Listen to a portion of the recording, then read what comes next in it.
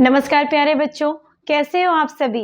I hope आप सभी बहुत अच्छे होंगे। मैं शिवानी भाटी एक बार पुनः आपके सामने प्रस्तुत हुई हूँ हिंदी की सरलतम कक्षा के साथ। हिंदी व्याकरण का सरलतम रूप लेके मैं आपके सामने प्रस्तुत हुई हूँ। बच्चों, जैसा कि आप सभी को ज्ञात है कि पिछली कक्षाओं में हमने वर्ण विचार, संज्ञा और सर्वनाम के विषय में जानकारी प्राप्त की। उम्मीद रखती हूँ कि आप सभी को बहुत ही अच्छा ज्ञान हुआ होगा। अगर आप सभी को किसी भी प्रकार की परेशानी हो तो आप कमेंट के माध्यम से मुझसे बात कर सकते हैं। मैं पूरी कोशिश करूंगी आप सभी की परेशानी को दूर करने की। तो आज पुनः मैं आपके सामने प्रस्तुत हुई हूँ हिंदी व्याकरण का एक नया अध्याय लेके। तो आज का हमारा जो अध्याय है संज्ञा, सर्वनाम के बाद तीसरा जो विकारी शब्द की लिस्ट में आता है वो है हमारा विशेषण। तो विशेषण क्या होता है तो इसके बारे में हम जानकारी प्राप्त करेंगे। तो सर्वप्रथम हमें लगाना है अध्याय का नाम। तो आप सभी लगाएंगे विशेषण। आप सभी क्या लगाएंगे? विशेषण। क्या लगाओगे? विशेषण। तो आज हम जिस विषय के बारे में चर्चा करेंगे वो है हमारा विशेषण। अब विशेषण क्या होता है तो ध्यान दीजिए, जो विशेषण है उसके हम पहले टुकड़े करके देखते हैं। विशेष प्लस अन। तो विशेष के पीछे अन प्रत्यय लगने से क्या बन गया? विशेषण। क्या बन गया? विशेषण। और विशेष का मतलब होता है कोई खास। विशेषण होता है विशेषता। विशेषण किसे कहते हैं? विशेषता को। किसी की विशेषता बतानी क्या होती है? विशेषण होता है। तो अब विशेषण कहते किसे है तो परिभाषा के माध्यम से हम यहाँ जानकारी प्राप्त करेंगे। आप सभी लिखे संज्ञा या सर्वनाम। संज्ञा या सर्वनाम की विशेषता बताने वाले शब्दों को विशेषण कहते हैं। संज्ञा या सर्वनाम की विशेषता बताने वाले शब्दों को विशेषण कहते हैं।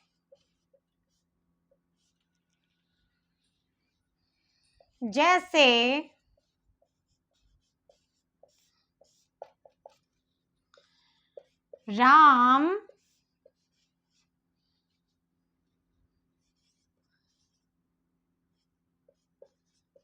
राम बुद्धिमान है।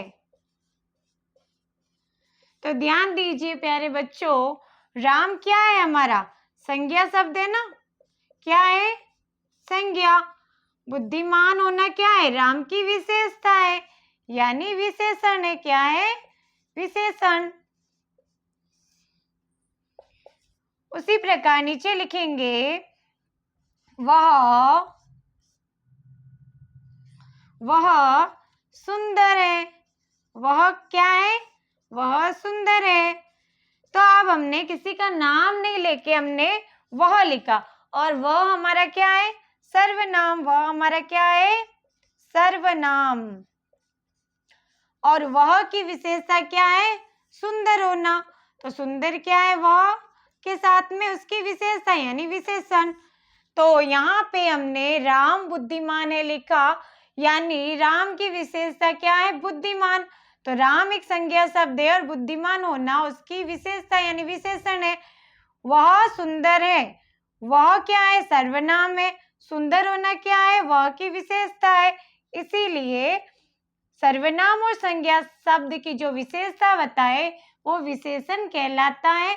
आप सभी कक्षा को यहाँ रोक के ये सब नोट आउट कर सकते हैं। आगे बढ़ेंगे हम।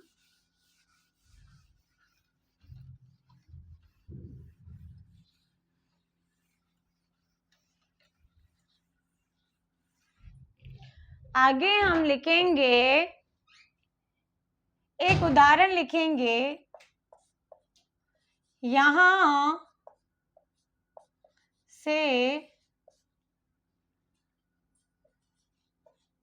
2 किलो, यहां से 2 किलोमीटर दूर एक हरा भरा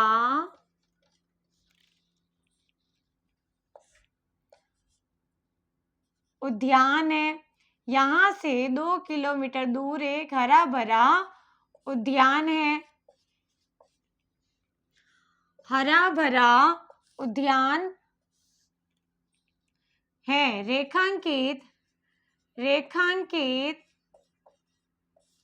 पद में कौन सा, रेखांकित पद में कौन सा विशेषण होगा? बताइए, रेखांकित पद में कौन सा विशेषण होगा?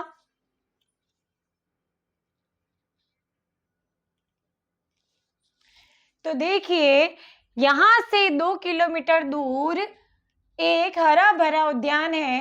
रेखांकित पद में कौन सा विशेषण होगा? तो मैं यहाँ ऑप्शन लिख रही हूं। निश्चित संख्यावाचक, गुणवाचक। दूसरा, अनिश्चित संख्यावाचक और गुणवाचक।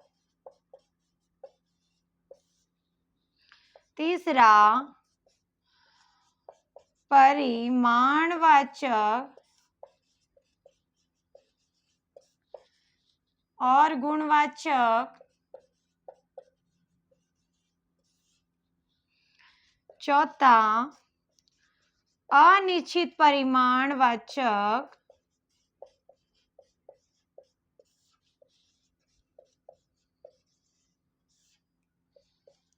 और गुणवाचक। अब देखो प्यारे बच्चों, यहाँ लिखा है यहां से 2 किलोमीटर दूर एक हरा भरा उद्यान है। अगर यहाँ पे सिर्फ 2 आता, यानी ये 2 क्या है? हमारी संख्या है। तो हम यहाँ पे क्या करते? संख्यावाचक कर सकते थे, निश्चित संख्यावाचक कर सकते थे। लेकिन यहाँ 2 के साथ किलोमीटर आ गया। किलोमीटर का प्रयोग माप तोल के लिए किया जाता है। इसीलिए यहाँ पे इस प्रश्न का हमारा सही उत्तर होगा परिमाणवाचक विशेषण और गुणवाचक, क्योंकि हरा भरा एक क्या है? गुण है उद्यान का। इसीलिए यहाँ पे जो सही उत्तर होगा तीसरा होगा, परिमाणवाचक और गुणवाचक विशेषण।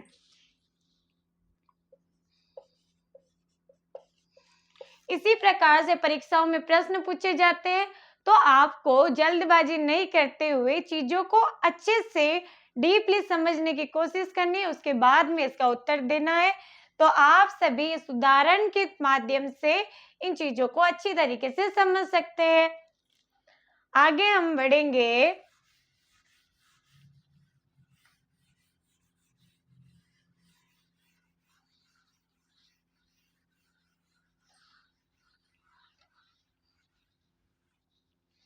आगे हम एक चीज देखेंगे, ध्यान दीजिए बच्चों। विशेषण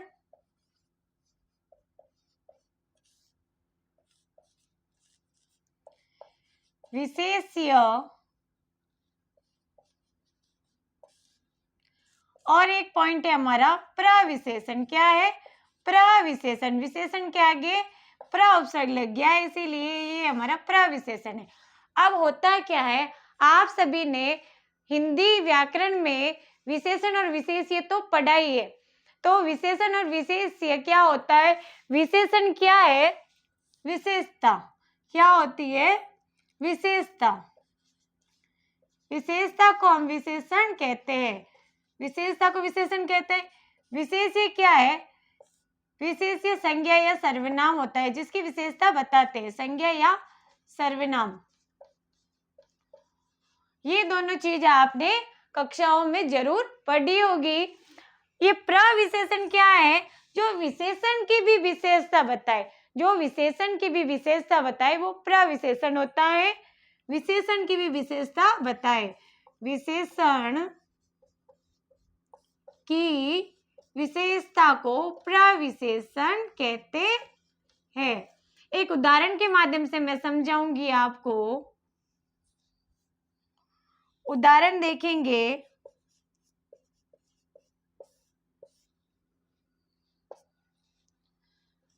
अच्छा बालक, मैंने यहाँ लिखा अच्छा बालक, मैंने सिर्फ यहाँ पे लिखा है अच्छा बालक। अच्छा शब्द क्या है? बालक क्या है? सबसे पहले देखो, बालक क्या है? अपना विशेषण है। क्या है बालक? अपना विशेष्य है। बालक अपना क्या है? विशेष्य है। विशेष्य यानी संज्ञा या सर्वनाम। ठीक है। अच्छा क्या है? उसकी विशेषता है। अच्छा क्या है? उसकी विशेषता है। विशेषता या विशेषण बोल दीजिए आप। अब देखो प्यारे बच्चों, अच्छा के आगे अगर मैं लगा दूं बहुत, क्या लगा दूं? बहुत।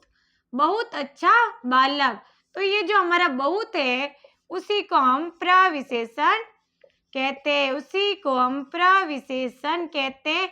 विशेषता को और बड़ा चढ़ा के बोलना, यानी विशेषता की भी विशेषता बताना ही हमारा प्रविशेषण कहलाता है। तो जब इस तरीके से किसी विशेषता के आगे कुछ और ज्यादा बड़ा चढ़ा के आए तो वो हमारा प्रविशेषण कहलाता है। इस उदाहरण के माध्यम से आप इसको समझ सकते हैं। और ध्यान दीजिए, विशेषण विशेषता।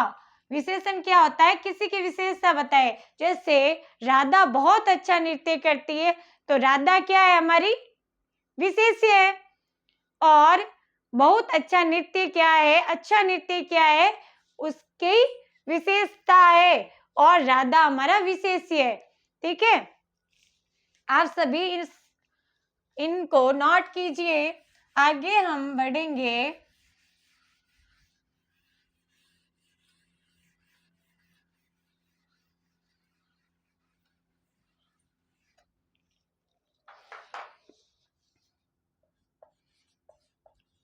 विशेषण की संख्या या भेद कह सकते हो आप। विशेषण की विशेषता या विशेषण की संख्या या भेद कितने होते हैं? विशेषण की संख्या या भेद कितने होते हैं? तो 3 होते हैं। कौन से?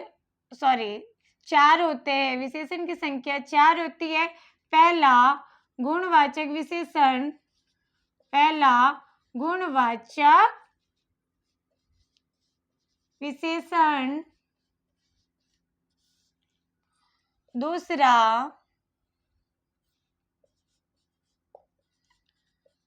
संख्यावाचक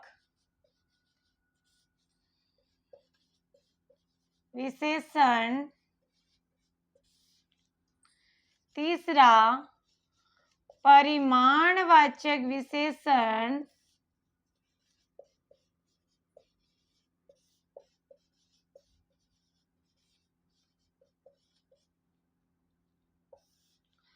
और हमारा चौथा है सार्वनामिक, सार्वनामिक या संकेत वाचक विशेषण। जो संकेतवाचक है उसी का अब नया नाम क्या है? हमारा सार्वनामिक। नया नाम क्या है? पहले संकेतवाचक कहते थे, अब सार्वनामिक कहते हैं।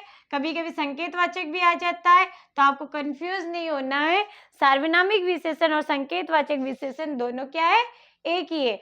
तो अगर आपको परीक्षा में पूछे कि विशेषण की कितनी संख्या होती है, विशेषण के कितने भेद होते हैं, तो आपको क्या बताना है? विशेषण की 4 संख्या होती है, विशेषण के 4 भेद होते हैं। कौन कौन से होते हैं? गुणवाचक विशेषण, संख्यावाचक विशेषण, परिमाणवाचक विशेषण, सार्वनामिक या संकेतवाचक विशेषण। जैसा कि नाम है उसी प्रकार से इनकी परिभाषाएं होगी। गुणवाचक, जिसमें व्यक्ति के गुण दोष उसके बारे में बताया जाए, वो गुणवाचक कहलाता है। संख्या, जिसमें संख्या का बोध हो, वो संख्यावाचक होगा। माप तोल के लिए हम परिमाणवाचक का प्रयोग करेंगे, और सार्वनामिक या संकेतवाचक का प्रयोग हम उसकी विशेषता के लिए या संकेत के रूप में करेंगे। आप सभी इन भेदों को नोट आउट कीजिए। आगे अब हम पढ़ेंगे विशेषण का जो पहला भेद है, गुणवाचक विशेषण के बारे में पढ़ेंगे। विशेषण का जो पहला भेद है, गुणवाचक विशेषण, उसके बारे में हम पढ़ेंगे। जो पहला भेद है हमारा कौन सा है? गुणवाचक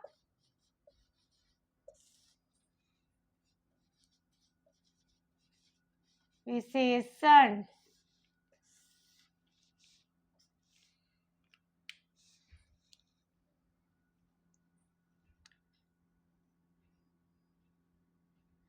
किसी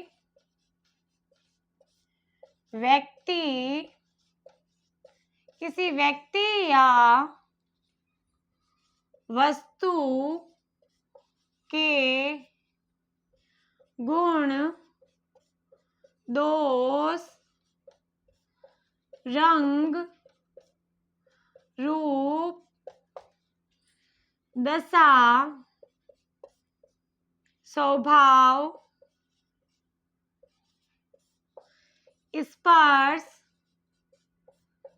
गंध आदि का बोध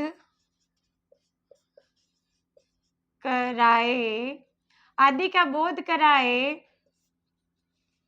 वहां गुणवाचक विशेषण होगा। वहां गुणवाचक विशेषण होगा। देखिए प्यारे बच्चों, किसी व्यक्ति या वस्तु, अब सिर्फ व्यक्ति तो हो नहीं सकता, वस्तु भी हो सकती है कि ये मार्कर बहुत अच्छा है, तो ये मार्कर क्या है? वस्तु है।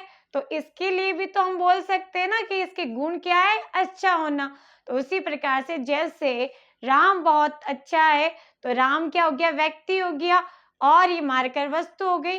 तो किसी व्यक्ति या वस्तु दोनों के गुण दोष रंग रूप दशा स्वभाव स्पर्श गंध आदि का जहाँ बोध कराया जाता है, वहां हमारा गुणवाचक विशेषण होता है। उदाहरण के माध्यम से आगे हम समझेंगे। उदाहरण देखिए प्यारे बच्चों।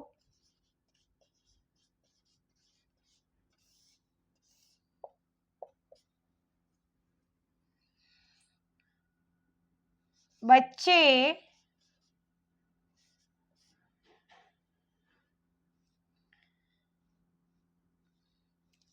की त्वचा मुलायम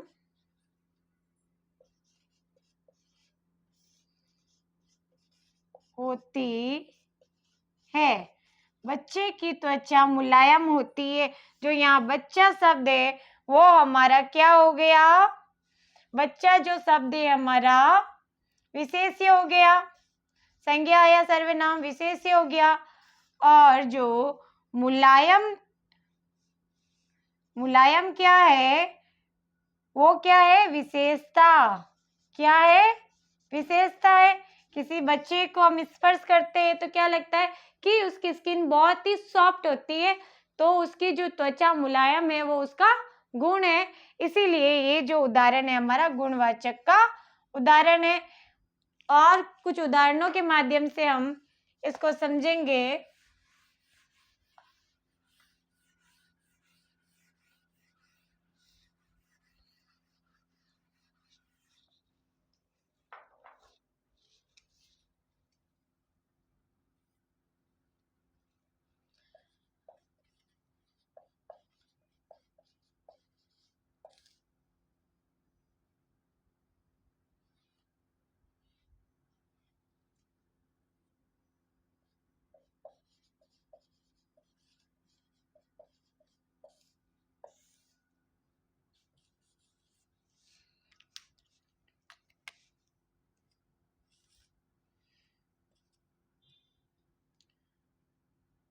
रमन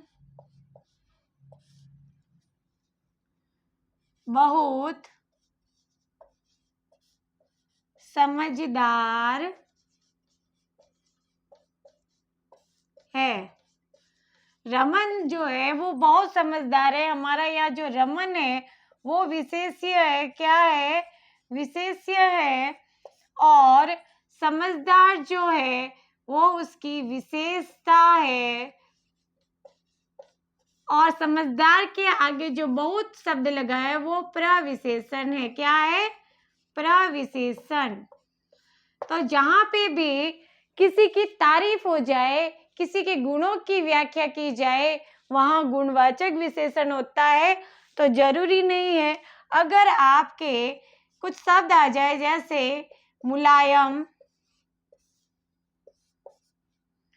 समझदार, बुद्धिमान,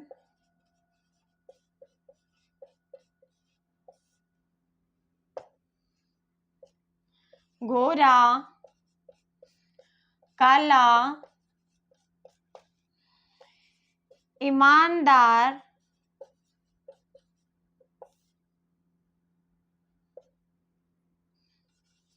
बुरा, इन शब्दों के माध्यम से मुलायम, ईमानदार, बुरा, समझदार, बुद्धिमान, गोरा, काला या कोई कद काठी से लंबा या कोई शरीर से मोटा पतला है, वो सारे उस इंसान के क्या है? गुण है। तो ये सभी हमारा गुणवाचक के उदाहरण है। और इन उदाहरणों के माध्यम से हम ये ज्ञात कर सकते हैं कि इन शब्दों में या इन वाक्यों में क्या होगा? गुणवाचक विशेषण होगा। क्या होगा? गुणवाचक विशेषण होगा। आज जो हमने कक्षा पढ़ी है उन सब का पुनः आप सभी अभ्यास जरूर कीजिएगा। आगे की कक्षा में हम गुणवाचक के बाद संख्यावाचक विशेषण के बारे में चर्चा करेंगे। तब तक के लिए God bless you all. Second जो कक्षा है उसमें मिलते हैं। मेरी कक्षा पसंद आई हो आपको तो जरूर इसे शेयर करें, लाइक करें, कमेंट करें। धन्यवाद।